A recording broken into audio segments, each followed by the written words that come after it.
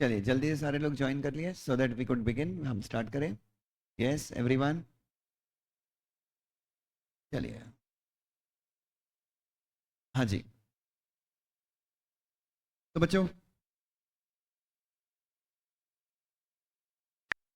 तो वापस से हम मिले हैं एक अद्भुत सब्जेक्ट के लिए जिसका नाम क्या है बच्चों? यस बच्चों, सीएसआर के लिए मिले हैं।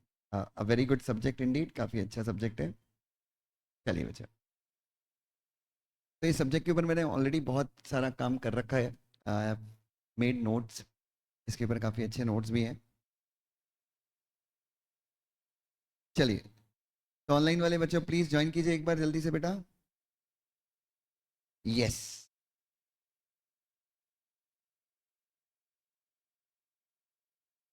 चलिए बच्चों, बस 2 मिनट में बता देता हूँ कि ये सब्जेक्ट इंपॉर्टेंट क्यों है। तो if you really want to work out of India, अगर आपको काम कहाँ पे करना है, देखिए इंडिया में, to be very frank, India में एग्ज़ाम तो हमको डेफिनेटली क्लियर करना है इंडिया में, और ये पेपर जो है, एग्ज़ाम क्लियर करने के हिसाब से ये पेपर काफ़ी अच्छा है, इसलिए मैंने आप सबको सजेस्ट किया था कि आप क्या लीजिए, go for C S R only.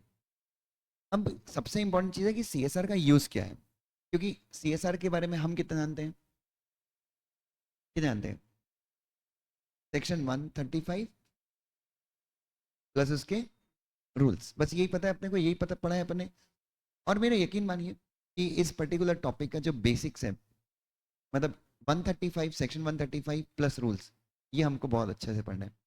तो जब भी मैं आपको सी एस आर सब्जेक्ट पढ़ाऊँ तो आपको 3 से 4 चीज़ें जो है काफ़ी अच्छे से अपने पास रखनी है सी एस आर सब्जेक्ट में। अच्छा, ये तो आपको पता ही होगा, इंट्रोडक्शन तो आपका हो ही गया होगा। 2 पार्ट हैं। पहला क्या है? सी एस आर जो कितने मार्क्स का है? 50 मार्क का है। दूसरा क्या है? सोशल गवर्नेंस, ये भी कितने मार्क का है? 50 मार्क का है। ठीक है। नाउ आपका जो ग्रुप 1 में एग्रीगेट बनेगा, ठीक है, बिकॉज ड्राफ्टिंग वुड बी, मैंने बताया था कि मेरे कोई भी ड्राफ्टिंग में मेरा एक भी स्टूडेंट 55 के नीचे कभी स्कोर नहीं करता। क्यों नहीं करता? क्योंकि मैं पूरा लिखवा के देता हूँ। बट इस बार मेरा भी एवरेज अगर ड्राफ्टिंग में देखा जाए तो 50-51 ही है। 2-3 ही एग्जाम्पशन है बस। ठीक है। डीडी में इस बार सबसे ज़्यादा लोग फेल हुए हैं। देन ईएसजी में इस बार मार्क्स अच्छे मिले। तो आपका जो एग्रीगेट का प्रॉब्लम है आएगा कहाँ पर? इन ग्रुप 1 जो आपका एग्रीगेट का प्रॉब्लम आएगा, उस प्रॉब्लम को सॉल्व कौन करेगा बच्चों? और मेरा यकीन मानिए कि दिस सब्जेक्ट इज, ये जो सब्जेक्ट है सी एस आर, ये काफ़ी ज़्यादा क्या है, आसान है। 1 मिनट बस बच्चों।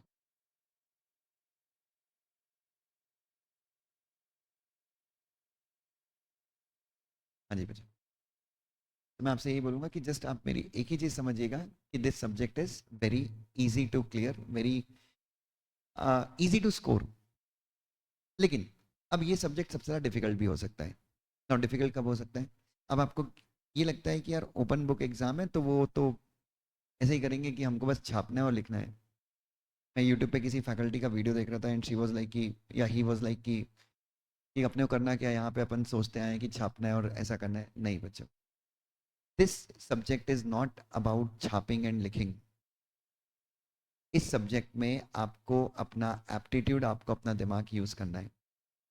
ठीक है। क्योंकि सीएसआर के अंदर भले ही सेक्शन 135 है, भले ही सेक्शन नंबर 135, आपने पढ़ा होगा कि सीएसआर की जब एक्टिविटीज करते हैं तो प्रेफरेंस लोकल एरियाज को देना होता है। ठीक है, shall be given to local. लेकिन आप जब एमसीए की सर्कुलर में देखेंगे तो वहां पे वो शैल हो जाता है मे। एमसीए के सर्कुलर में क्या लिखा है कि प्रेफरेंस आप लोकल एरिया को दे सकते हो, लेकिन आप कहीं और देना है तो आप तो भी दे दो। Please come, please come. बोलिए ना बेटा प्लीज।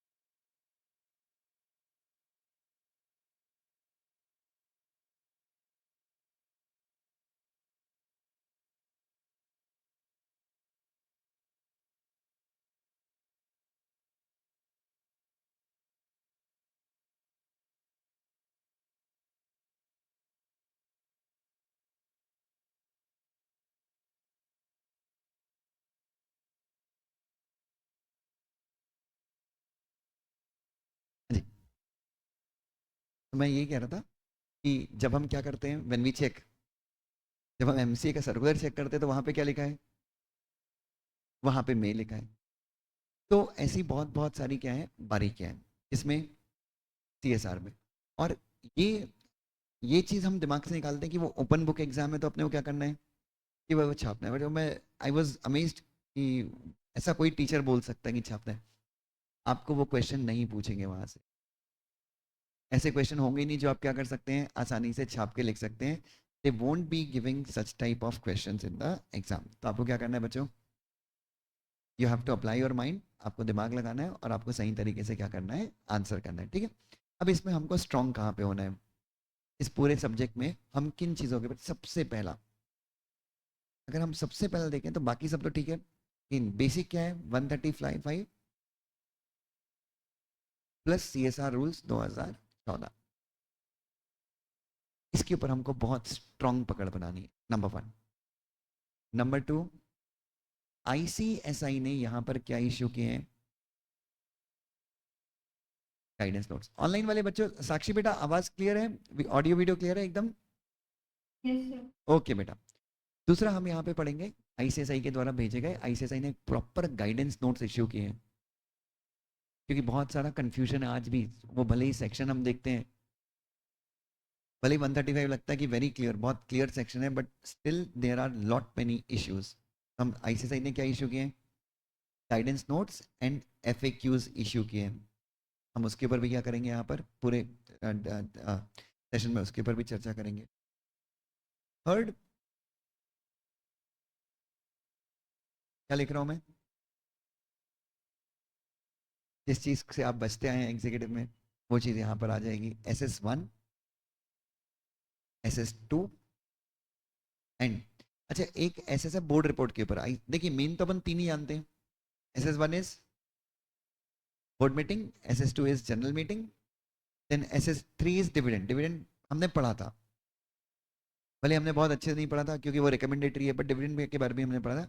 अब यहाँ पे आईसीएसआई ने एक और एसएस डाला है, SS on board report, SS on board of director, और उसमें सीएसआर के बहुत सारे क्या आते हैं, डिस्क्लोजर्स आते हैं। तो उससे भी क्वेश्चन देखो, क्योंकि सब्जेक्ट तो बहुत, लाइक आप समझिए, आईसीएसआई ने सीएसआर के ऊपर ही एक सब्जेक्ट बनाया है। मतलब वो क्या चाहते हैं कि उसमें बंदे का ना एकदम एक्सपर्ट नॉलेज होना चाहिए, मतलब एकदम डेंजर वाला नॉलेज आपका उस पर्टिकुलर सब्जेक्ट में होना चाहिए, ठीक है। सीधी बात है यार, 100 मार्क का सब्जेक्ट है और बहुत कंटेंट काफ़ी कम है, तो जितना है उतना हमको क्या करना है बच्चों, बहुत डीपली और बहुत अच्छे से पढ़ना है, ठीक है। और प्लीज़ मैं चाहता हूँ आप बिल्कुल भी ये मत मानो कि यार ये क्या है, कि मैं इसको कैसे करने वाला हूँ, मैं इसको एज एन ओपन बुक पढ़ूँ। मैं नहीं चाहता कि आप बिल्कुल भी ऐसा कहीं पे भी क्या करें, अज्यूम करें। मैं चाहता हूँ आप इसको कितनी इतनी ही वैल्यू दें जितनी आप किसको दे रहे हैं, बाकी सब्जेक्ट को दे रहे हो। और क्यों हम बुक के ऊपर डिपेंडेंट रहें, ठीक है। बट यस, ये बोलने के बावजूद मैं आपको बोलूँगा कि आप मेरे नोट्स लेके जाएंगे। मेरी एक बुक आएगी आपके लिए, साथी बुक CS प्रोफेशनल, जिसमें SS1 SS2 रहेंगे, SS3 रहेगा। देन आपको इन सब के अलावा मैं आपको आईसीएसआई ने FAQs गाइडेंस नोट्स निकाले, I will show you those guidance notes as well.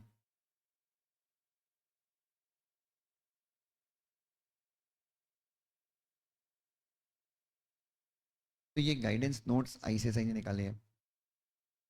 तो ये कितने पेजेस के, अराउंड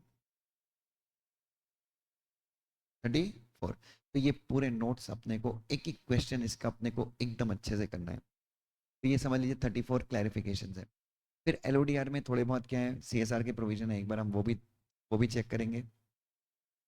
तो ये सारा हम करेंगे तो तब जाके हमारे अंदर क्या आएगा फिर। इसमें जो पार्ट 2 है, पार्ट 2 के अंदर बहुत सारा फोकस उनका NGOs के ऊपर है। किसके ऊपर?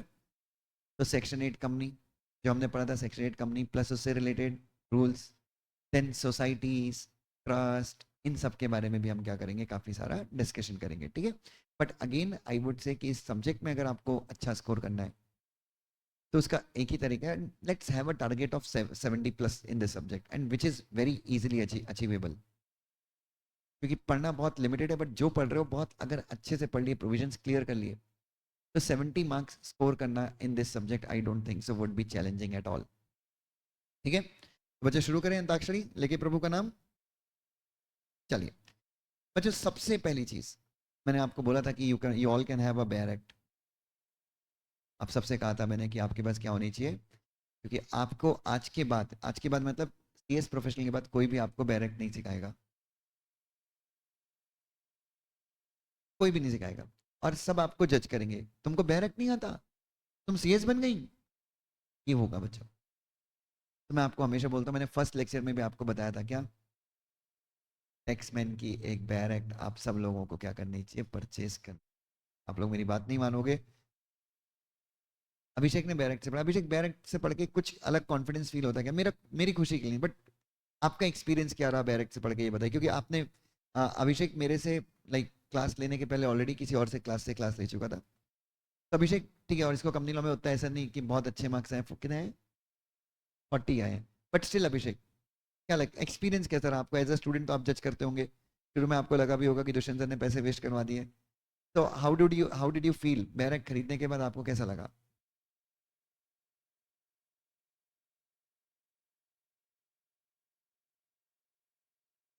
आप कुछ भी बोलोगे ना तो ये लोग मुझसे डाउट कैसे पूछते हैं पता है? सेक्शन नंबर 186 सब सेक्शन 2 के अंदर जो एक्सप्लेनेशन है वो समझ नहीं रहा है, चार्जेस को लेके हुई थी।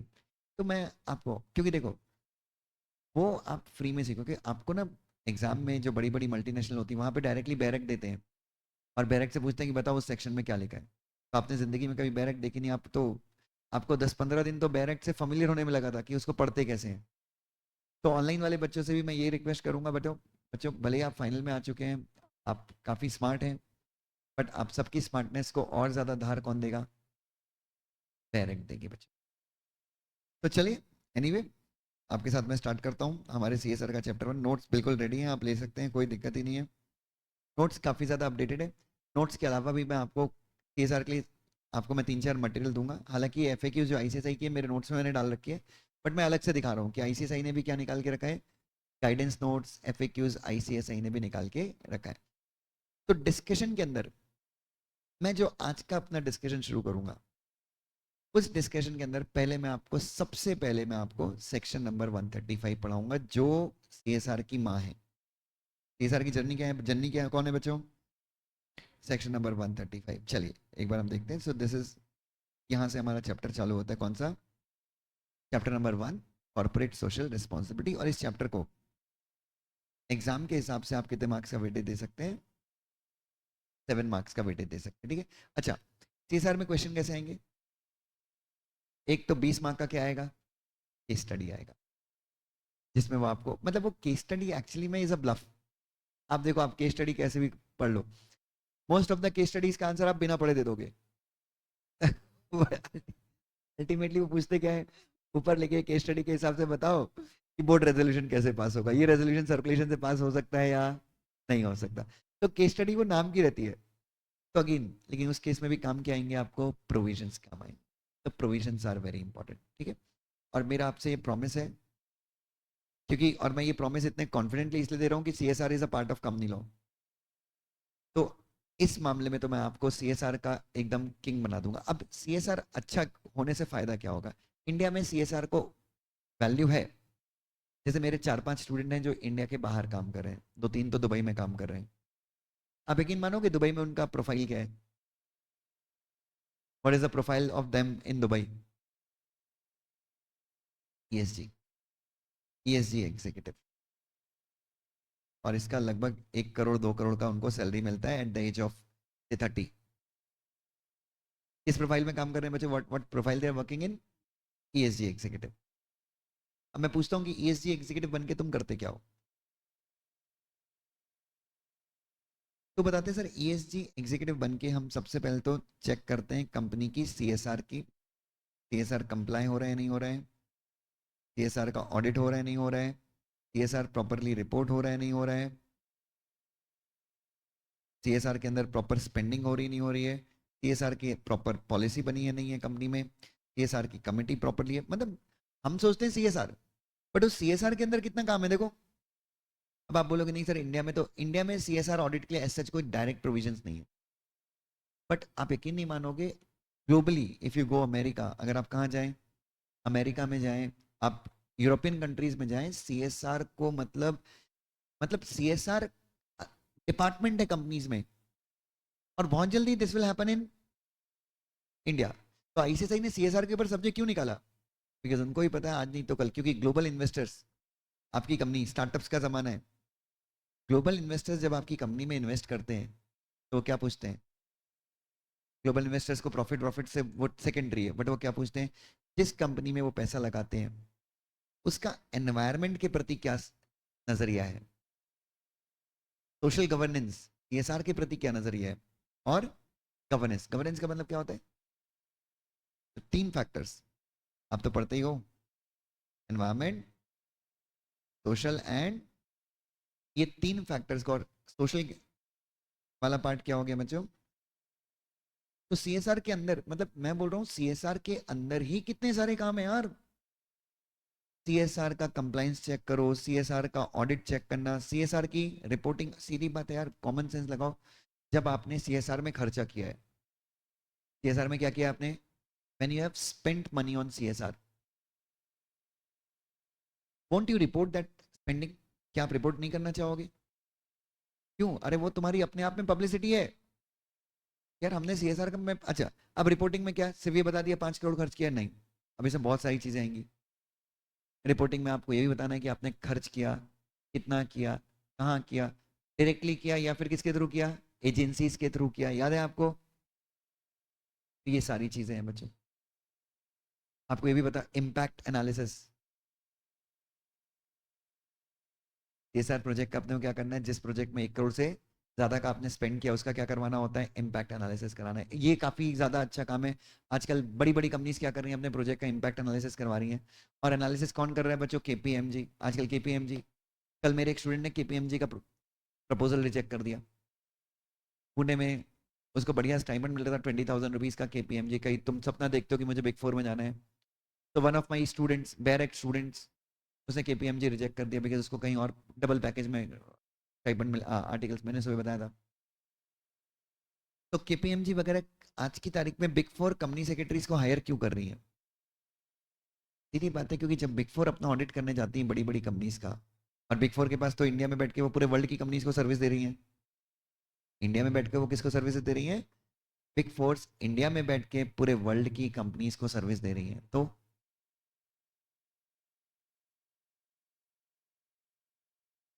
ऑब्वियसली इंडिया में बैठ के, जब आप पूरे इंडिया में बैठ के अगर मैं यूएस की कंपनी का ऑडिट कर रहा हूँ, तो चेक करना है मुझे कि यूएस की कंपनी सीएसआर में खर्च कर रही है या नहीं कर रही। चार्टर्ड अकाउंटेंट ये नहीं कर पाएगा। इसलिए बिग 4 आजकल आपने सुना होगा बहुत चल रहा है लिंक्डइन पे, आप सब लिंक्डइन पे होंगे आई एम श्योर। लिंक्डइन, हाँ, आज बना लो अपना अकाउंट सब लोग। अच्छा, मैं आपको ये बताया नहीं, इसके लिए तो मैं आपसे फीस भी चार्ज नहीं करूंगा।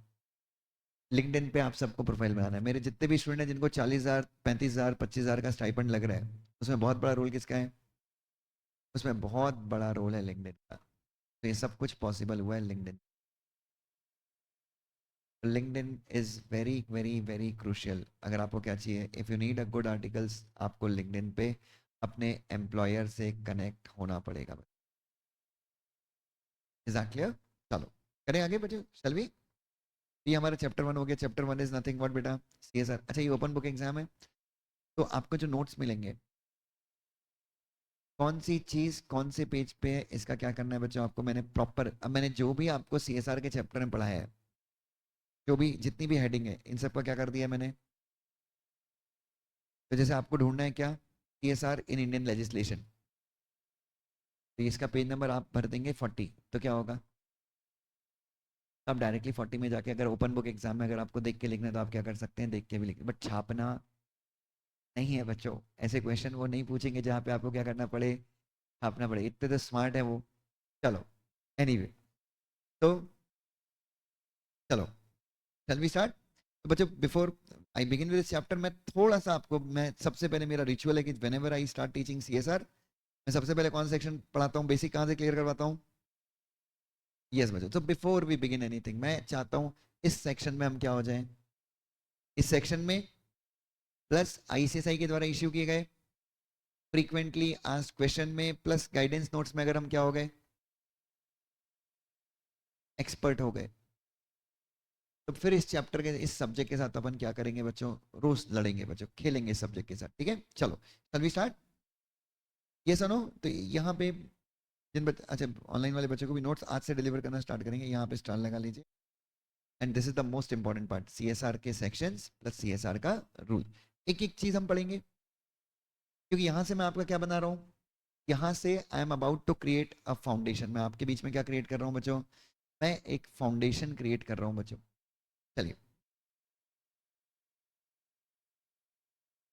चलिए बच्चों, तो सबसे पहले I start with section number 135 का सबसेक्शन 1। यू कैन हैव आप अच्छा इस सब्जेक्ट में भी अपनी स्ट्रेटेजी क्या रहेगी, what strategy we are going to adopt in this subject.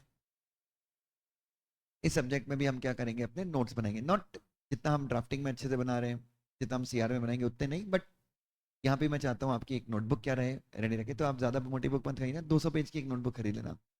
I get that field, मैं उसको भरवा दूंगा, ठीक है। चलो, बिकॉज मैं बच्चों एक चीज़ नहीं चाहता कि आप एग्जाम में पेन आपके हाथ में है, पेपर आपके हाथ में है, एंड यू आर स्ट्रगलिंग, आप स्ट्रगल कर रहे हैं कि यार मैं लिखूं क्या।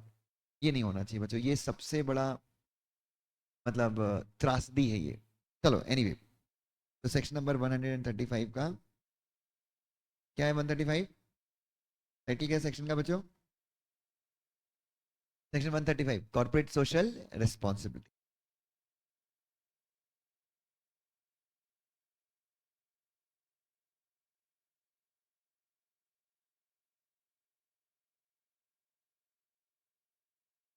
चलिए, और इसके अंदर है सेक्शन नंबर 135 का सब सेक्शन 1। ये जो मैं सेक्शन है ये डायरेक्टली बैरक का सेक्शन, ठीक है।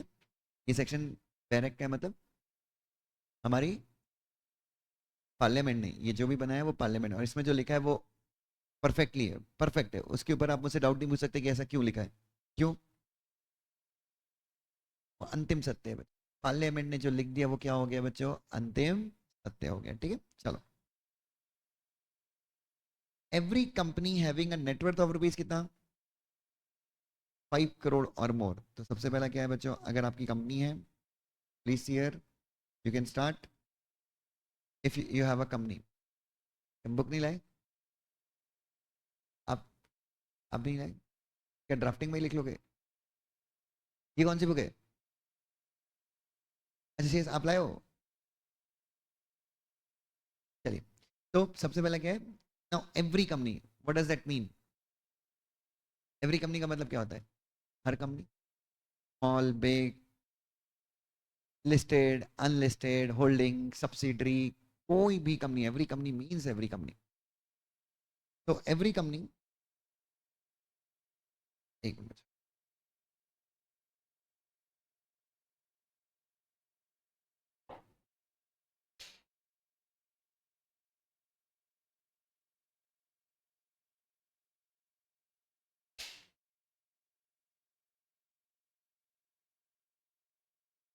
हाँ जी, every company having a net worth of rupees 500 crore. तो पहला क्या है बच्चों, एवरी कंपनी जिसका नेटवर्थ कितना है, नेटवर्थ ऑफ रुपीज 500 करोड़ और more. What is the meaning of net worth, और नेटवर्थ का मतलब क्या होता है बेटा, मैं थोड़ा मजा लेते रहूंगा, एग्जीक्यूटिव क्लियर हो चुका है इसलिए आई एक्सपेक्ट मोर। हाँ जी, नेटवर्थ का मतलब क्या होता है, विद हाँ वेदांत प्लीज, नेटवर्थ का मतलब, तो हेलो हेलो,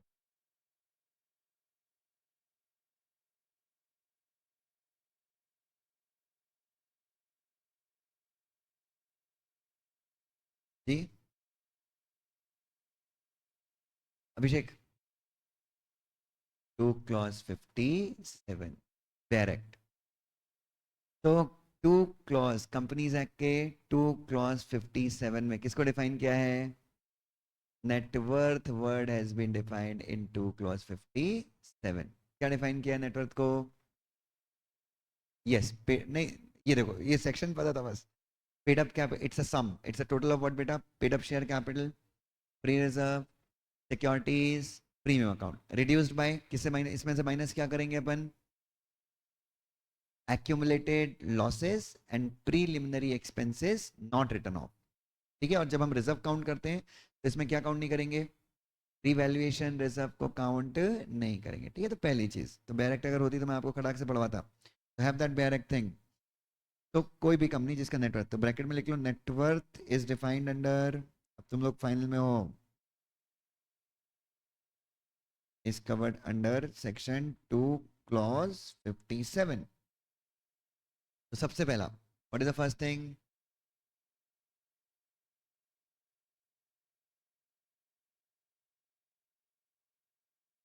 हाँ जी, तो हर वो कंपनी जिसका नेटवर्थ कितना है बच्चों, हर वो कंपनी जिसका नेटवर्थ है कम से कम कितने का बच्चों, 500 करोड़ का। ठीक है, दूसरा क्या है बच्चों, और मोर। ठीक है, दूसरा या फिर और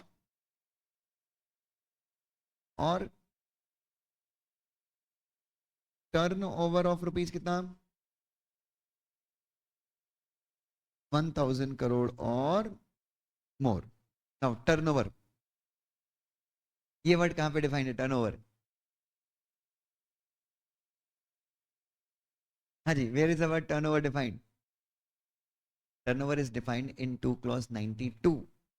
it is the value of what बेटा, goods sold by the company. एक मिनट, मैं थोड़ा सा श्योर नहीं हूँ, एक बार चेक करना गूगल पे, 2 क्लॉज 92 ये क्या,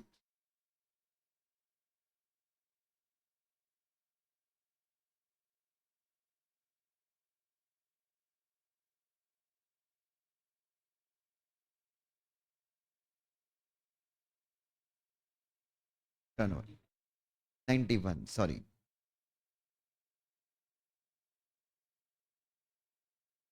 हाँ 92 इज टोटल वोटिंग राइट्स। ठीक है, चलो, तो 2 क्लॉज ये क्या है, आप कैसा है यार, ये कौन सी लगी इतनी पतली, अच्छा इसमें रूल्स नहीं है, it does not have rules, it just has the, कोई नहीं कोई नहीं, ठीक है कोई नहीं। तो एवरी कंपनी जिसका क्या है बच्चों, नेटवर्थ कितने का है, नेटवर्थ कितने का है बच्चों, 500 करोड़ मोर, या फिर टर्नओवर कितने का है, या फिर और,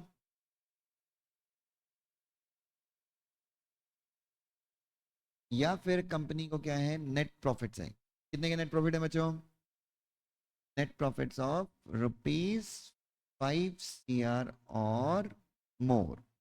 नेट प्रॉफिट कहाँ पे डिफाइंड है, 2 क्लॉज 91, 2 क्लॉज 91, चलिए, या फिर नेट प्रॉफिट कितना है बच्चों,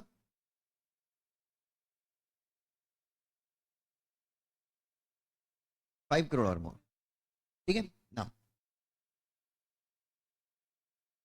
नेट प्रॉफिट कहाँ पे, नेट प्रॉफिट को स्पेसिफिकली डिफाइन नहीं किया है, if I am not mistaken, net profit is calculated as per section, net profit is calculated as per section, online वाले बच्चों यू हैव टू स्पीक,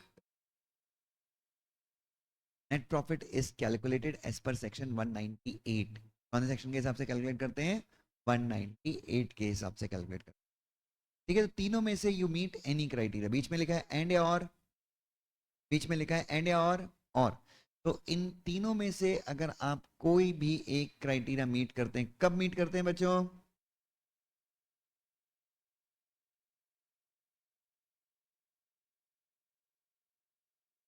तीनों में से अगर आप कोई भी एक क्राइटेरिया मीट करते हैं, कब,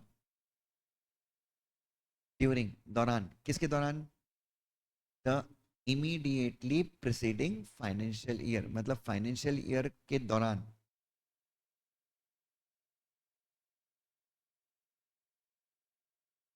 ड्यूरिंग द इमीडिएटली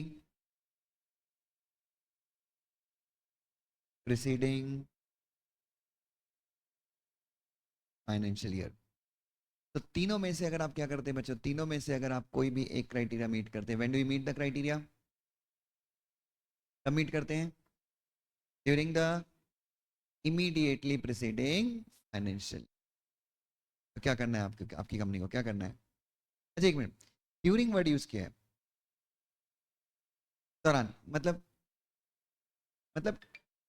2023 2024, इस साल के दौरान मेरी एक छोटी सी कंपनी है, प्राइवेट कंपनी, इस साल के दौरान मेरा नेट प्रॉफिट 5 करोड़ रुपए हो गया, 5 करोड़ या उससे ज्यादा हो गया। कब हुआ? दिसंबर में ही हो गया। तो मैंने कब अचीव कर लिया क्राइटेरिया? दिसंबर में। तो कमिटी मुझे कब बनानी, दिसंबर से ही बनानी है या साल खत्म होने का वेट करना है और अगले साल से ये प्रोविजन मेरे ऊपर एप्लीकेबल होंगे?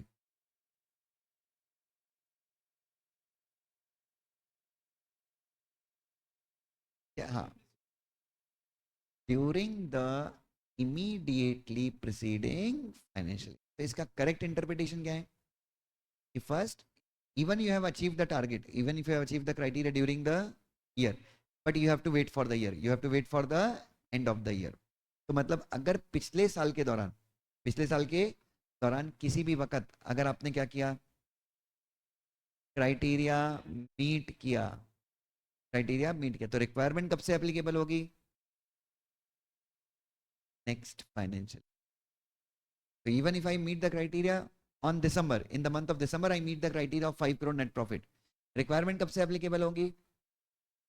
अगले फाइनेंशियल। क्योंकि इमीडिएटली प्रीसीडिंग फाइनेंशियल ईयर, पहले आप ईयर खत्म करो और उसके बाद 1 अप्रैल 2024 से you need to start making compliances with the provision.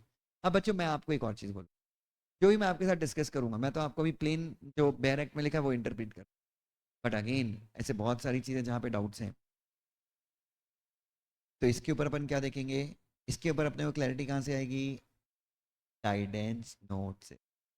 Interpretation अपन करेंगे, बट हमारा इंटरप्रिटेशन और गवर्नमेंट का इंटरप्रिटेशन हमको दोनों को मैच करना पड़ेगा। क्योंकि हम तो क्लियरली बोले ड्यूरिंग का मतलब यहाँ पे क्या है, भले वहाँ पे ड्यूरिंग वर्ड यूज़ किया है, बट ये भी तो लिखा है इमीडिएटली प्रीसीडिंग फाइनेंशियल ईयर, तो पहले तो आप वेट करोगे किसका? फाइनेंशियल ईयर खत्म होने का। शेल, शेल मतलब, तो कोई भी क्राइटेरिया अगर आपने पिछले साल में क्या कर दिया है, मीट कर दिया, shall, you don't have a choice, आपके पास क्या नहीं है, क्या करना है आपको? कॉन्स्टिट्यूट करना है CSR committee of the board. Board का मतलब क्या होता है? कहाँ लिखा है?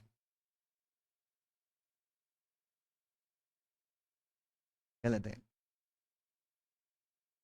2 clause 10 of companies act defines the board. तो बोर्ड का मतलब होता है क्या?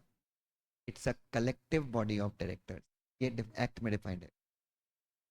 इट्स अ, यही चीज, this we have to learn. So whatever you speak, if that has been defined in the act, you should know where it is defined. And this will make you, तुम 5,000 के stipend में काम करोगे या 40,000 के stipend में काम करोगे, डिफरेंस यहीं से, ठीक है? And this difference is created by bare act. अब मेरे सारे student they get stipend like this, और मिलना भी चाहिए, आप खड़ा कर दो मैं बता दूंगा आपको डिफरेंस। इसलिए फाइनल में मैं वही बोल रहा था, क्या है ये? आखिरी चांस। इसके बाद आपको आगे कोई सिखाने वाला नहीं है। मैं तो एग्जीक्यूटिव से ही रोना चालू करता हूँ, बैरक बैरक बैरक। तो क्या करना है बच्चों, क्या बनाना है आपको? क्या करना है कंपनी को बच्चों? शैल कॉन्स्टिट्यूट, क्या है कंप्लाइंस? शैल कॉन्स्टिट्यूट, क्या कराना है, क्या कॉन्स्टिट्यूट करना है बच्चों? वेरी नाइस, ये सार कमिटी। इसकी बच्चों, और इसमें कितने डायरेक्टर होंगे? ऑफ एटलीस्ट कितने? 3 or more directors, and out of which one shall be an independent, जिनमें से कम एक क्या होंगे बच्चों हमारी कंपनी के? इंडिपेंडेंट डायरेक्टर होंगे।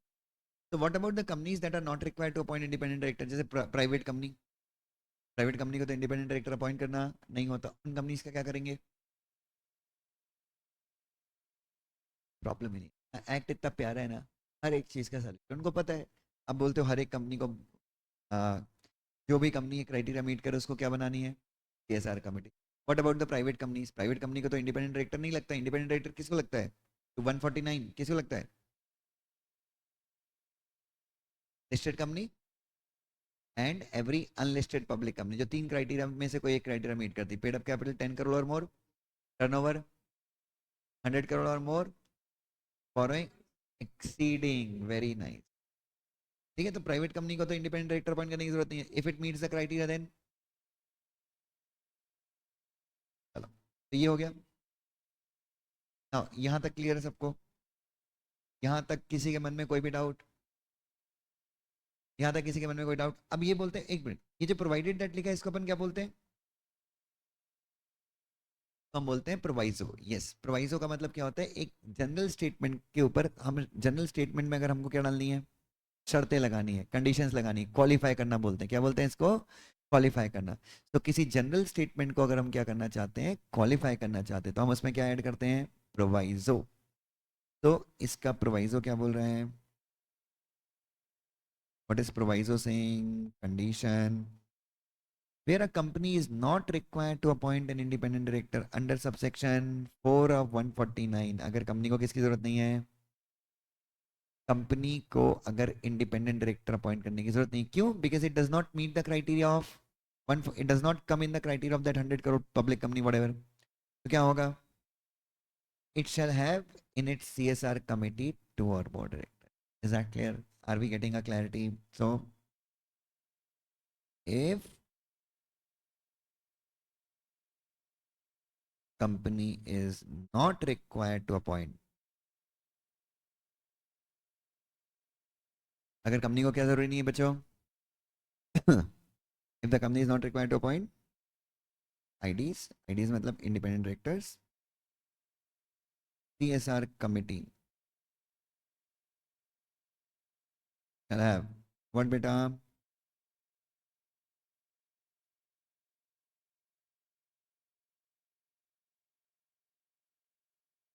CSR committee shall have 2 or more directors। I hope I am making a sense। clear है यहाँ पे? is everyone clear till here? That's great। चलिए, तो ये हो गया हमारा सबसेक्शन। ऑनलाइन वाले बच्चों, साक्षी, ऋषभ, निकिता, एवरीवन क्लियर है सबको? पक्का? ओके, निकिता जी। चलो, दैट, ऋषभ भाई, चलो, दैट्स ग्रेट। Section number 135। चलो, ये हो गया अपना पहला chart. Now will make the next chart. 135 का सबसेक्शन 2। सेक्शन 135 का सबसेक्शन 2 क्या बोलते हैं? Let's see.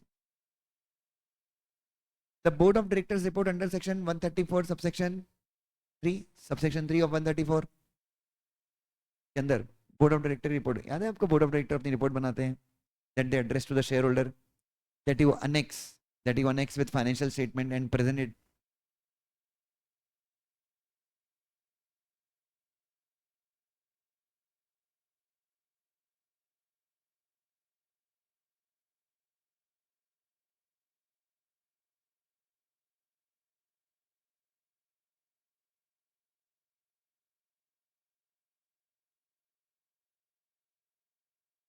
हाँ जी, तो बोर्ड ऑफ डायरेक्टर रिपोर्ट बनाते हैं, किसको एड्रेस करते हैं? शेयर होल्डर्स को एड्रेस करते हैं। तो बोर्ड ऑफ डायरेक्टर्स की जो रिपोर्ट बनेगी 134 सबसेक्शन 3 में, शैल डिस्क्लोज व्हाट बेटा? कॉम्पोजिशन। कॉम्पोजिशन मतलब कौन कौन है, कौन कौन कंप्राइज करता है ऑफ सीएसआर कमेटी। कुछ भी नहीं बच्चों, बहुत सिंपल है। The report of board of director shall what? Shall disclose. क्या डिस्क्लोज करेगी? द कॉम्पोजिशन ऑफ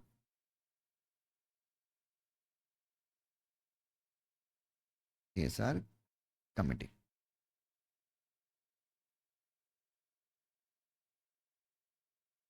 चलिए, वेलकम टू सेक्शन नंबर 135 का सबसेक्शन 3। दैट्स ग्रेट, इंपॉर्टेंट है। 135 सबसेक्शन 3 पे बेसिकली क्या बताता है?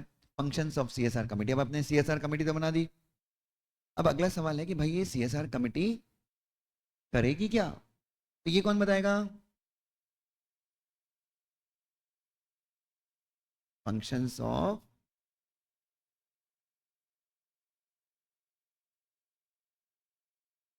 CSR committee. लेट्स से, हाँ जी प्लीज हियर। तो द सीएसआर कमिटी शैल, शैल मतलब they don't have a choice. If your company has a CSR committee, अगर आपकी कंपनी में क्या है, अगर आपकी कंपनी में CSR कमेटी है तो झक मार के उसको ये चीज करनी होगी. मतलब ये चीज कंपनी में सिर्फ और सिर्फ कौन करेगा? ये चीज, ये फंक्शन जो है कंपनी के अंदर कौन डिस्चार्ज करेगा? Only and only CSR committee. पहला पहला है. अब इसको क्या बोलते हैं बच्चों? 135 सबसेक्शन 3 के अंदर दो क्लॉजेज हैं, clause A and clause B. पहला फंक्शन क्या है? CB, formulate. फॉर्मुलेट का मतलब क्या होता है? बनाओ और क्या करो. रेकमेंड को हिंदी में क्या बोलते हैं? बनाओ और सुझाव. बनाकर सुझाव दीजिए. किसको सुझाव दीजिए? To the board. A CSR responsibility policy. CSR policy. अब हमको ये भी देखना पड़ेगा कि what is CSR policy. CSR policy क्या होता है? Which shall indicate. हाँ, क्या होता है वो हम रूल्स में देख लेंगे, बट पॉलिसी में होगा क्या? पॉलिसी के अंदर क्या आएगा? तो विच शैल इंडिकेट. तो CSR policy which shall the activities to be undertaken by the company. Bracket में क्या लिखा है? इन एरियाज और सब्जेक्ट स्पेसिफाइड इन शेड्यूल 7. तो पहला काम क्या हो गया CSR कमेटी का? What is the first task?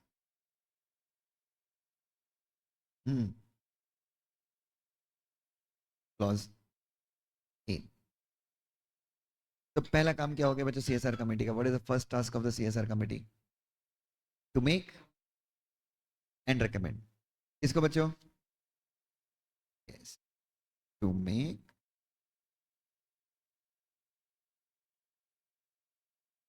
And recommend. Make मैंने फॉर्मुलेट के बदले मैंने मेक वर्ड यूज किया. ठीक है. बनाओ और रेकमेंड करो. क्या रेकमेंड करो बच्चों? CSR policy. किसको? To the board. दूसरा point, CSR policy shall indicate. Very nice. तो CSR पॉलिसी क्या है वो मैं आपको रूल से बताऊंगा, बट मैं अभी क्या बता रहा हूँ? CSR पॉलिसी क्या है मैं आपको ये डिफाइन नहीं कर रहा हूँ, बट मैं ये बता रहा हूँ CSR पॉलिसी में होगा क्या. ये एक्ट बता रहा है तो क्या बताएगा? क्या इंडिकेट करेगी? The activities that the company will undertake. Undertake का मतलब परस्यू करेगी. करेगी. अंडरटेक. कौन से? अच्छा, और ये जो भी एक्टिविटीज होगी वो कौन सी होगी? एक्टिविटी एरिया जो भी होगा वो कौन सा होगा? अपना दिमाग लगाना ही नहीं. मतलब हमको एज अ स्टूडेंट अपना दिमाग नहीं लगाना है.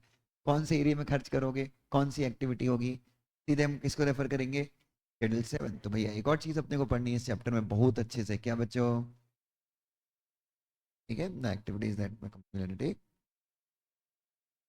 shall be as per, ये shall be in the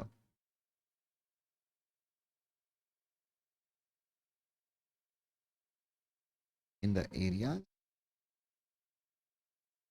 और सब्जेक्ट्स. सब्जेक्ट्स मतलब गरीबी हटाना, गरीब बच्चों को खाना, ये सब्जेक्ट्स हैं. क्या ये स्पोर्ट्स में खर्च करूंगा मैं? एरियाज और subjects as specified in schedule 7. Is that clear? तो सबसे पहला काम क्या होगा CSR कमेटी का? अभी से गलती हो गई. Make and recommend. किसको? बोर्ड को. CSR policy. पॉलिसी में क्या होगा? that will be undertaken by the company in the area of CSR. Is that clear? Yeah, in the area of CSR जो कहाँ पे लिखा है? Schedule 7. Now come to clause B. और क्या काम है CSR कमेटी का? What is the next task of CSR committee? दूसरा, recommend the amount of expenditure to be incurred on the activities referred in clause ए। दूसरा, आपने एक्टिविटीज तो बता दी। पॉलिसी के अंदर क्या होगा? पॉलिसी के अंदर क्या होगा? एक्टिविटीज। पॉलिसी के अंदर क्या होगा? एक्टिविटीज। दूसरा, उस एक्टिविटी में पैसा कितना खर्च करना है, ये भी रिकमेंड करना है। To recommend same the expenditure, किसको रिकमेंड करना है? Very nice.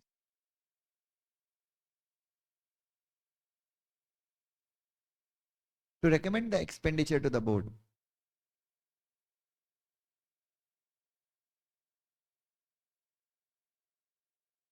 On the activities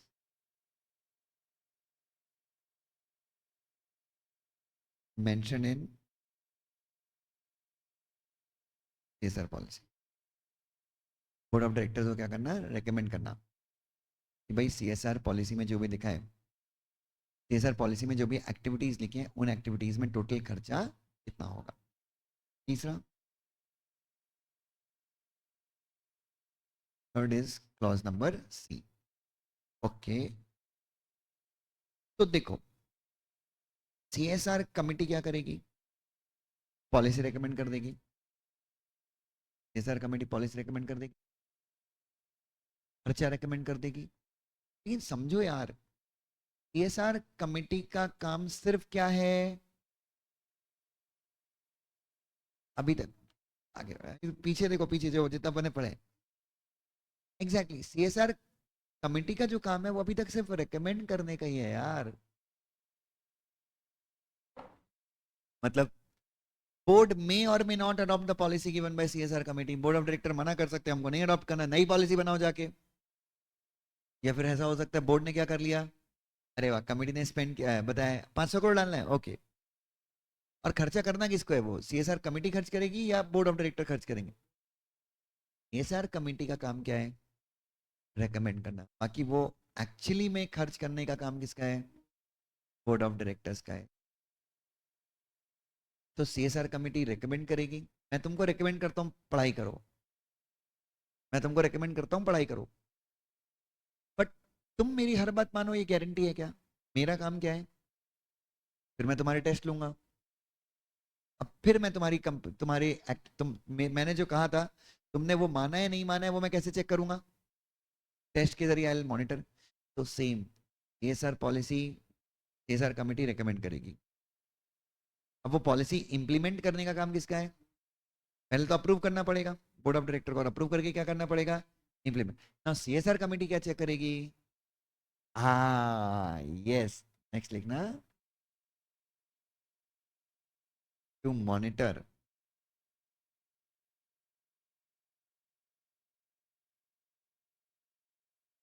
to monitor the CSR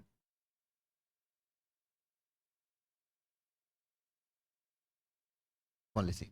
monitor CSR policy मतलब सीएसआर पॉलिसी को मॉनिटर करना है, उसका इंप्लीमेंटेशन मॉनिटर करना बेसिकली। करेक्ट लिखना।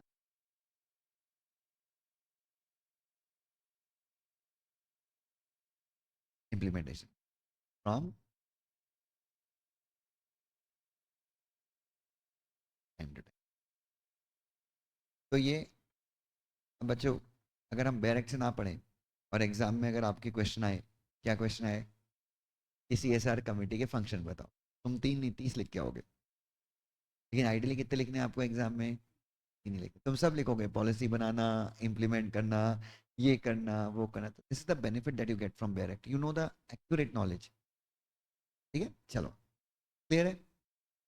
बनाना, रेकमेंड करना, खर्चा कितना होगा, और उसके बाद बोर्ड इंप्लीमेंट करे तो उसको क्या करना? मॉनिटर करना। चलो, come to section number what बेटा? 135 का सबसेक्शन 4। क्या 135 subsection 4?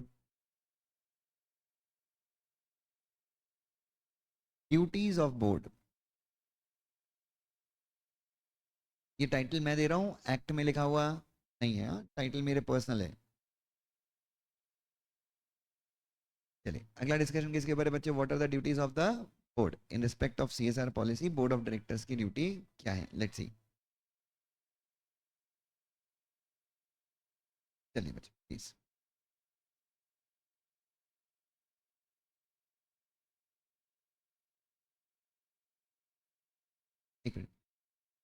The board of every company referred in subsection 1 shall, मतलब सबसेक्शन 1 में कौन सी कंपनी जिसने ट्रिगर कर दिया है, जिसने क्या कर दिया है, 135 के क्राइटेरिया को या 135 सबसेक्शन 1 के क्राइटेरिया को, 500 करोड़, 5 करोड़, 1000 करोड़, उस क्राइटेरिया को क्या कर दिया है, ट्रिगर कर दिया है। तो बोर्ड ऑफ एवरी कंपनी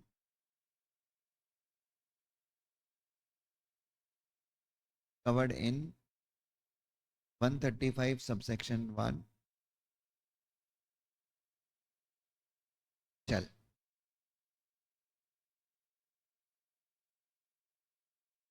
क्या करना है भैया, सबसे पहला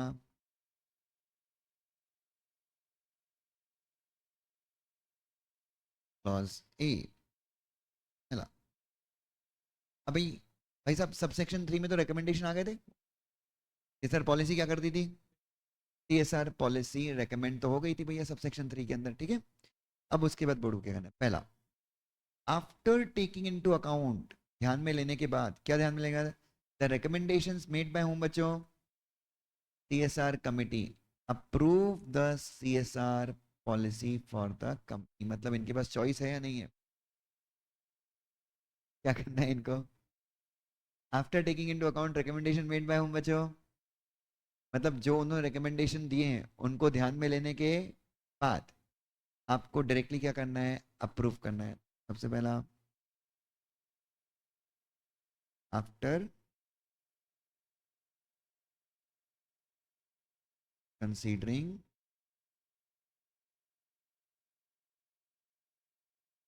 recommendations of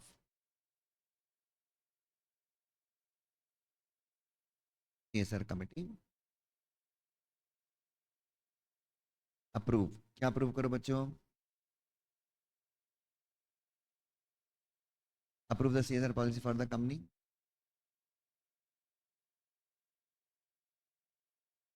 for the company,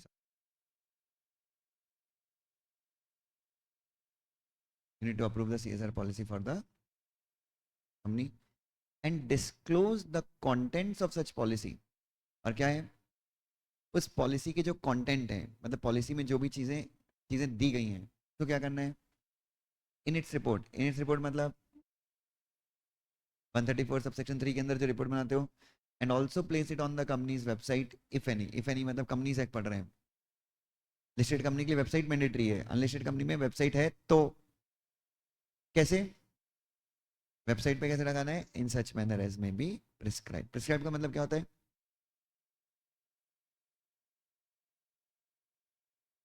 कहाँ लिखा है, कहाँ लिखा है ये कि प्रिस्क्राइब का मतलब ये होता है, 2 क्लॉज 66, कंपनीज एक्ट के 2 क्लॉज 66 में बताया गया है कि प्रिस्क्राइब्ड का मतलब प्रिस्क्राइब्ड बाय रूल्स, ठीक है। चलो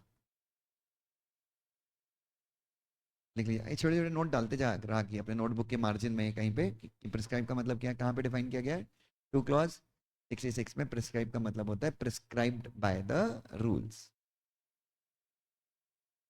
चलिए, दैट्स ग्रेट। हाँ जी,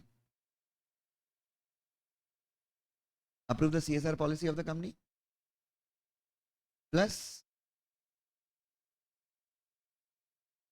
disclose the contents of the policy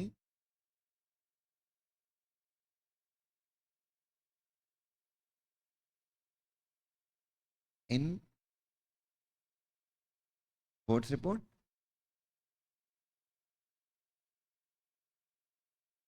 जो पॉलिसी का कंटेंट है उसको कहाँ पे डिस्क्लोज कीजिए, बोर्ड्स रिपोर्ट में, और कहाँ पे, yes, and on the website, कब, अगर आपकी वेबसाइट है तो कैसे,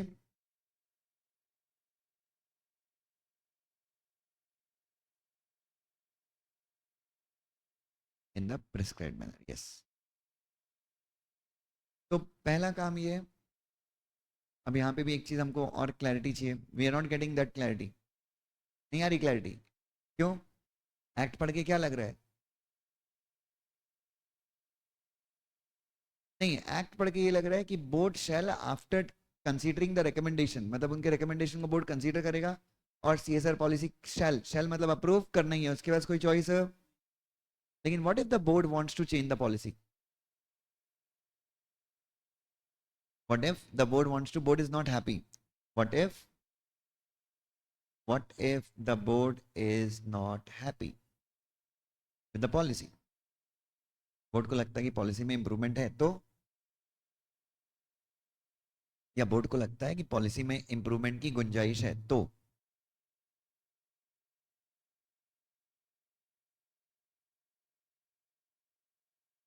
नहीं आप समझो प्रॉब्लम क्या है। इफ यू रीड दैट, यहां पे आप रीड करते हैं क्या लिखा है, after taking into account the recommendation made by the CSR policy, approve the CSR policy for the company. यहां तक इसका मतलब क्या हो गया? मतलब मैं आपसे दो इंटरप्रिटेशन पूछ रहा हूं, मतलब इसके दो इंटरप्रिटेशन निकलते हैं। पहला कि वही पॉलिसी अप्रूव करनी है, अभिषेक अले तो क्या था, ठीक है, तो वही पॉलिसी अप्रूव करनी है। पता मुझे इसका आंसर, वही पॉलिसी अप्रूव करनी है जो कमिटी ने बताई है, या बोर्ड अपने चेंजेस भी कर सकता है? हाँ जी दीदी, कर सकता है। एग्जैक्टली exactly, कहाँ लिखा है, वेरी नाइस, ध्यान से देखो। तो ये मेरे को ये पढ़ने के बाद we can have two opinions. पहला कि approve the policy as suggested by the CSR committee, या फिर बोर्ड चेंजेस कर सकता है। देखो देखो, मैं बोल रहा हूँ लॉ के अंदर का प्रॉब्लम का सोल्यूशन लॉ के अंदर ही मिलेगा। After taking into account the recommendation made by the CSR committee, approve the CSR policy for the company. मतलब हाँ,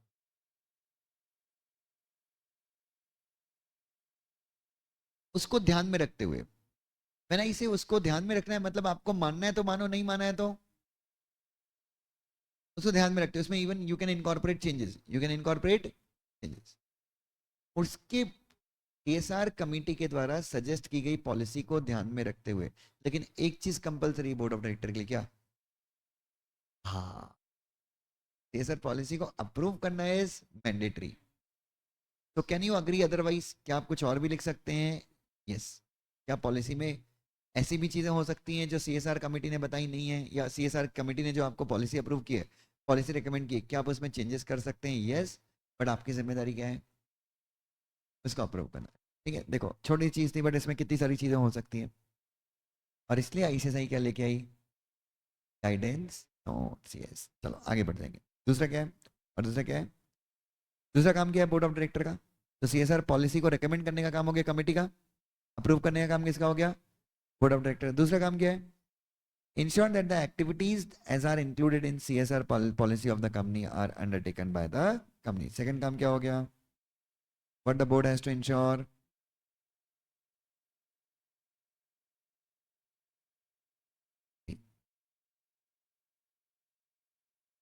To ensure the activities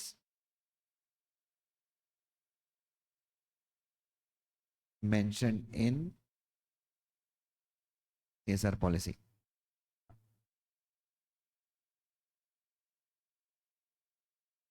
हाँ, नहीं नहीं नहीं नहीं नहीं नहीं, गलत। CSR, एक मिनट बता रहा हूँ। To ensure the activities mentioned in CSR policy are undertaken by the company.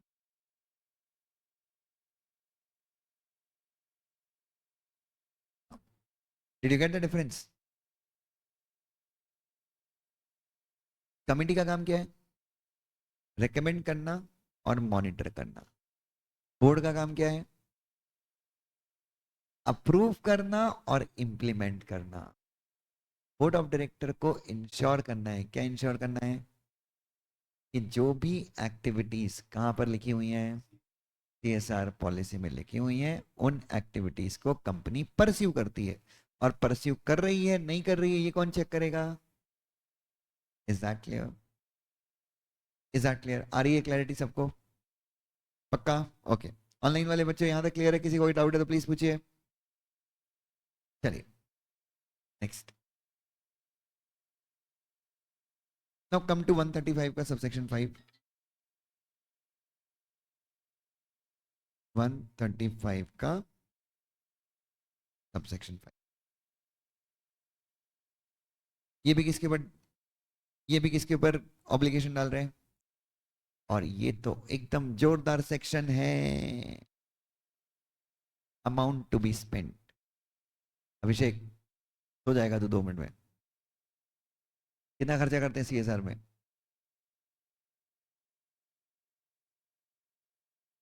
To percent of net profit या average net profit of last 3 years. साल में किसी से बीच में लॉस हुआ है तो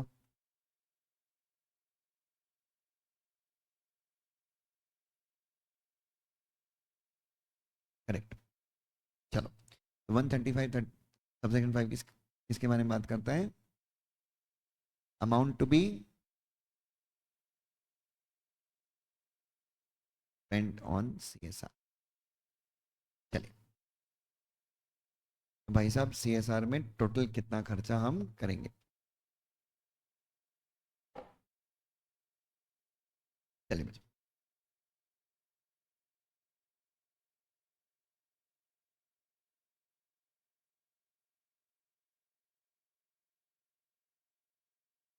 चलिए। हाँ जी, कितना खर्च करना है ध्यान से कहो। हाँ, the board of director every company, the board of director of, मतलब ये भी खर्चा करवाना किसकी जिम्मेदारी? कमेटी की जिम्मेदारी नहीं है। कमेटी का काम क्या है? क्या? Activities and expenditure in policy. Policy के जरिए आप क्या रिकमेंड करोगे? एक्टिविटीज और expenditure. The board of every company referred in subsection 1, जिस कंपनी का जिक्र कहाँ पे हुआ है? शैल इंश्योर। इंश्योर मतलब निश्चित करना है। क्या निश्चित करना है? that the company spends in every financial year, company her financial में, हर फाइनेंशियल में स्पेंड्स, कंपनी स्पेंड करती है हर फाइनेंशियल एटलीस्ट 2% ऑफ व्हाट बेटा? Average net profits of the company made during the 3 immediately preceding financial years. तो क्या जिम्मेदारी है बच्चों? The board of every company, the board of what बेटा? एवरी कंपनी, जो कहाँ पे कवर्ड है?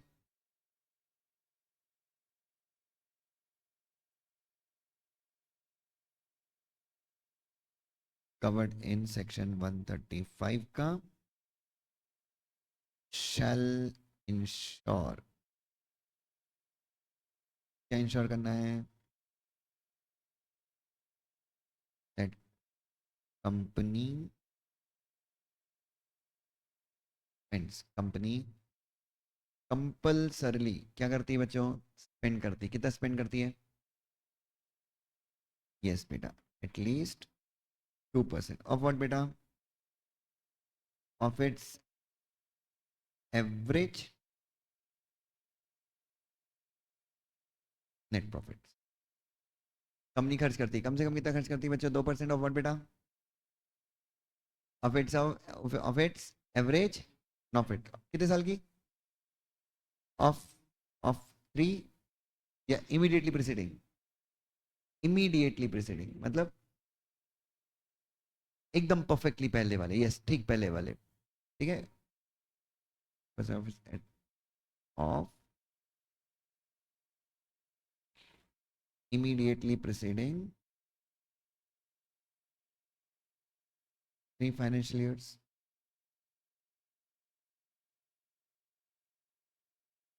And what if company has not completed 3 years? Company जिस साल इनकॉर्पोरेट हुई उसी साल 5 करोड़ का प्रॉफिट कमा लिया तो?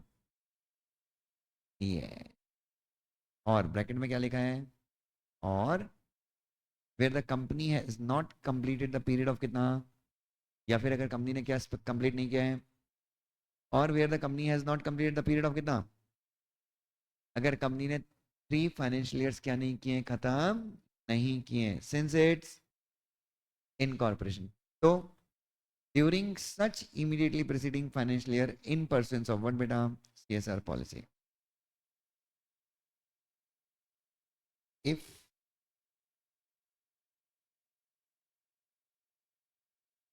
कंपनी हैज नॉट कंप्लीटेड, अगर कंपनी ने कंप्लीट नहीं किए, कितने साल कंप्लीट नहीं किए, 3 financial year since its incorporation. तो क्या बच्चों, उनका एवरेज ना,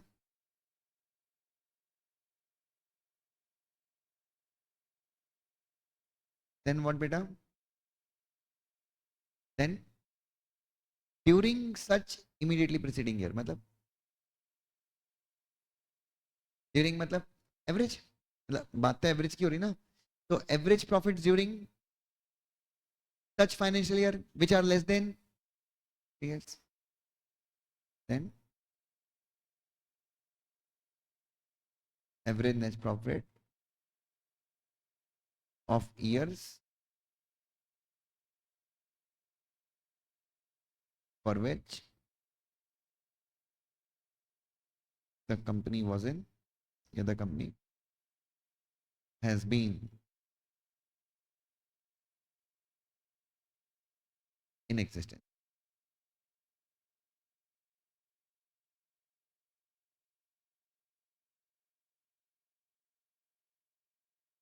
Is that clear to everyone? Correct है जितने साल अभी let's take an example to make it more clear. अच्छा, यहाँ पर अब यहाँ पर एक ICSI ने एक गाइडेंस नोट्स लिखा था बच्चों. यहाँ पे एक बहुत बड़ा प्रॉब्लम था. बहुत सारे टीचर्स ऐसा बोलते थे कि अगर मान लो किसी साल क्या नहीं हुआ, मैंने भी बोला है, जब तक ICSI ने क्लैरिटी नहीं दी थी तो इनिशियल में मैंने भी बोला है क्या, क्योंकि बोला 3 साल का एवरेज नेट प्रॉफिट. तो इसका मतलब क्या हो गया, इसका मतलब क्या हो गया कि अगर किसी साल में लॉस हुआ है तो उसको काउंट, मैंने भी बोला है, क्योंकि क्या बोला है, 3 साल का एवरेज नेट प्रॉफिट. तो अगर किसी साल प्रॉफिट नहीं है तो इसका मतलब अपन लॉस है, तो क्या मान लेंगे हम, जीरो मान लेंगे. लेकिन ICSI ने क्लियर किया है क्या, net loss in any year has to be considered and adjusted. अगर मान लो 3 साल के दौरान आपको किसी साल में क्या हुआ है, एक मिनट, ये ऑथर्स नोट है, ये बैरक का पार्ट नहीं है. तो for example if the company has profit of 10 crore, 20 crore and loss of 10 year 10 crore in the year in last, तो इसका एवरेज ऑफ लास्ट 3 ईयर कितना हो जाएगा, 6.66. क्या है, 10 + 20 - 10. तो यहाँ पे ब्रैकेट में एक छोटा सा नोट लिख लेना कि अगर, लेकिन एक मिनट, ये कहाँ से, ICSI गाइडेंस नोट्स, ब्रैकेट में लिखना ICSI guidance notes. In case there is a loss in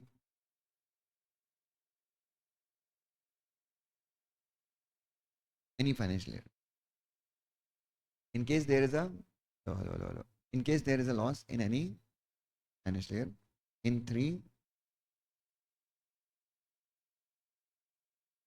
immediately preceding financial year, comma, such amount of loss will be, such amount of loss will be what beta,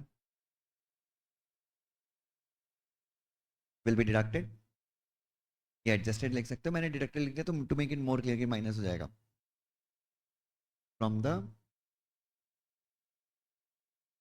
profits of remaining year.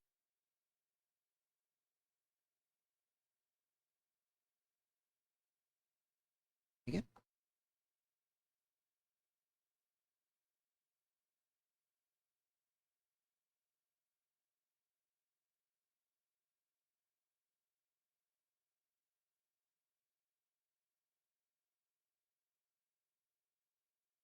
Done.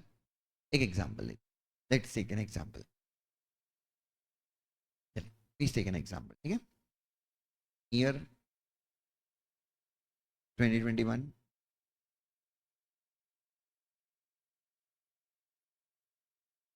Net profit था 100 करोड़ का। Year 21-22 200 crore का। Year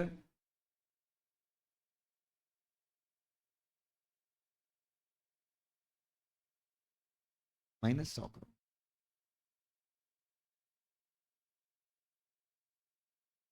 calculate CSR amount to be spent in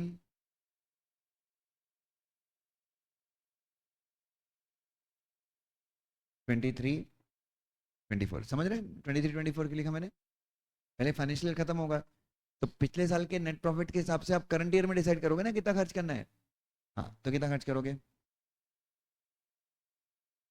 तो it would be 100 plus 200 minus 100 is equal to 200 divide by, so average कितना है यहाँ? 66 crore multiplied by 2%, तो कितना आ गया? वट। तो ये क्या गया आपका? CSR spend का अमाउंट हो गया। What this is? CSR spend का अमाउंट। Now in case a company has not completed 3 years, then for example मेरी नई कंपनी थी और वो, एक एग्जांपल लेते हैं। So example, if a company was incorporate, तो अगर एक एग्जांपल लें कि एक कंपनी क्या हुई थी? इनकॉर्पोरेट हुई थी। कौन सा तारीख को? ऑन से April 4, 2024 and its first financial year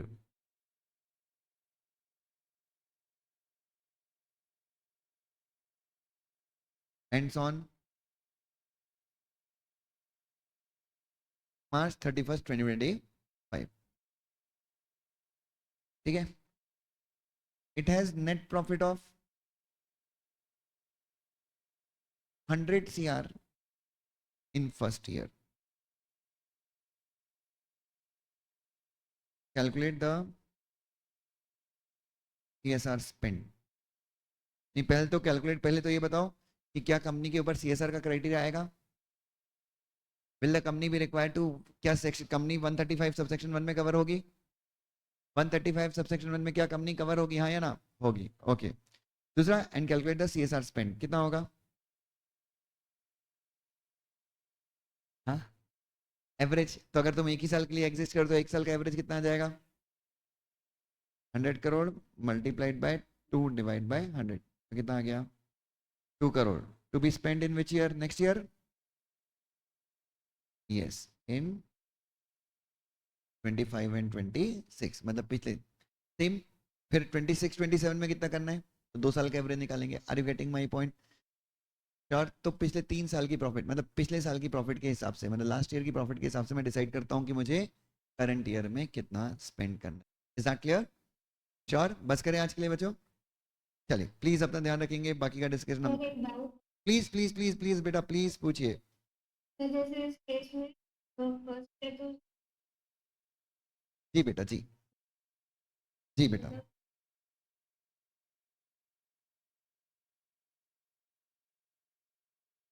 एक minute, just a minute, just a minute, just a minute, let's take a doubt. She has asked a very good doubt. आप, चलिए आप ये वाला एग्जांपल यहाँ पे आ जाते हैं अपन। यहाँ पे बताइए, 2021 में प्रॉफिट है लॉस है?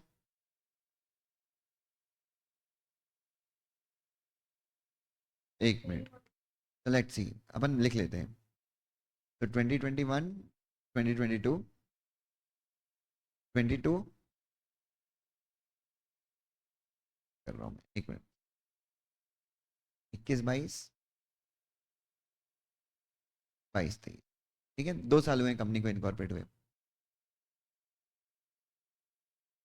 Very nice, she has triggered the company has triggered a limit of CSR, कितने का? 6 करोड़ का नेट प्रॉफिट हो गया। ठीक है, तो 2022-23 में it has triggered the limit of net profit of how much? 6 crore.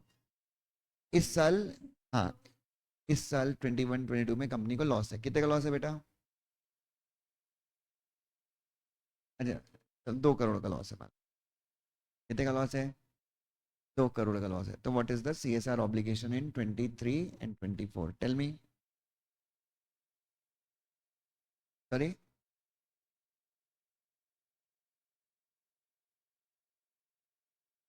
हाँ साक्षी मैं कुछ ही नहीं करूंगा। कितना है लास्ट 3 इयर्स का एवरेज? 3 साल नहीं हुए तो जितने साल के लिए एग्जिस्ट कर रहे होते साल के लिए एवरेज, 2 ईयर खत्म हो गए। 6 ईयर, 6 ईयर माइनस कितना आ गया? 4 CR। 4 CR का डिवाइड बाय 2 कितना आ गया एवरेज? 2 CR। इसका कितना percent? 2%। Is that clear? Okay. तो ऐसा लिखा है क्या जिस साल से, ऐसा लिखा है क्या जिस साल से क्राइटेरिया मीट करोगे उसी साल? आई थिंक साक्षी को भी सेम डाउट था कि जिस साल से क्राइटेरिया मीट किया उसी साल से उसी साल के प्रॉफिट देखने हैं। ऐसा लिखा है क्या? नहीं, जिस साल क्राइटेरिया मीट किया, जिस साल क्राइटेरिया मीट किया उसके पिछले साल में तुमने क्राइटेरिया मीट किया हो या ना किया हो, जितना भी प्रॉफिट है उसका एवरेज निकाल के कितना परसेंट? 2%। Is that clear? चलिए अभी क्लियर है साक्षी बेटा? ठीक है। तो यहाँ पे ये ध्यान में रखना कि ऐसा नहीं कि जिस साल क्राइटेरिया मीट किया, प्रॉफिट का क्राइटेरिया जिस दिन मीट किया उसके पिछले 2 साल तुम्हारे ऊपर CSR एप्लीकेबल नहीं था तो उसका प्रॉफिट काउंट नहीं करोगे। नहीं, सिर्फ क्राइटेरिया पिछले 2 साल की प्रॉफिट कब काउंट नहीं करोगे? जब तुम उन सालों में एग्जिस्ट, ऐसे ही लिखा ना। If you see, section is very clear. अगर आप देखें तो सेक्शन क्या है बच्चों, बहुत क्लियर है। सेक्शन बोल रहा है कि आपको हमेशा ही पिछले 3 साल का काउंट करना है। 3 साल का कब काउंट नहीं करना है? सिर्फ एक ही केस में, जब आप 3 साल के लिए एग्जिस्ट नहीं कर। Hope it's making a sense. चलिए प्लीज अपना ध्यान रखिएगा, मिलते हैं बच्चों। तू क्या चाहता है? बस